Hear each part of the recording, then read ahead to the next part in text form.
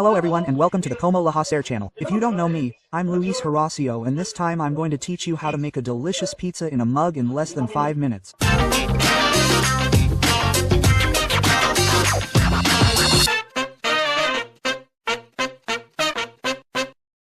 Hello everyone, as you just saw, I bring you another recipe that, apart from being extremely quick to make, is also super easy to prepare. It's a pizza or pan pizza in a mug and in the microwave in less than 5 minutes. It's very good and I'm sure you'll love it, since it's ideal to make when we're in a hurry and don't know what to eat, or to give something quick to the kids and not wait hours preparing a dish or even waiting for a delivery or those apps to order food.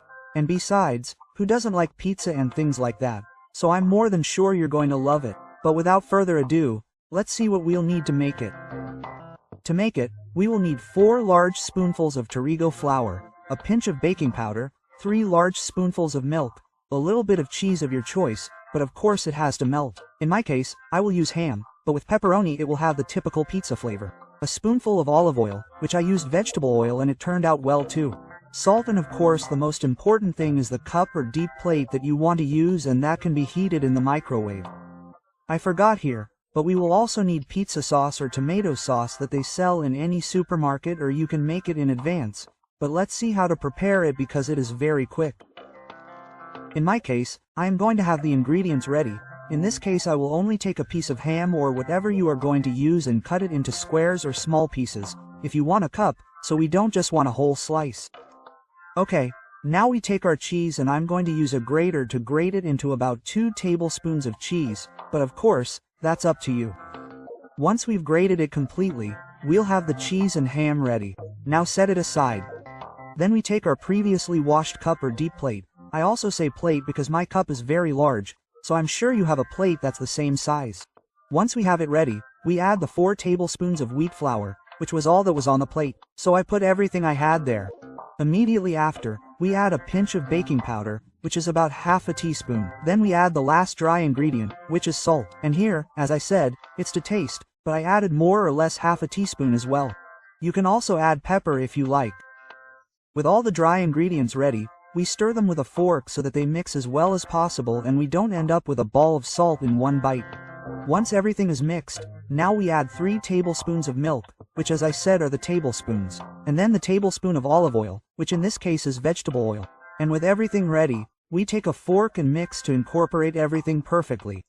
You will start to notice that it starts to get hard or more difficult to mix as you do it, but that's normal, since it should be like pizza dough.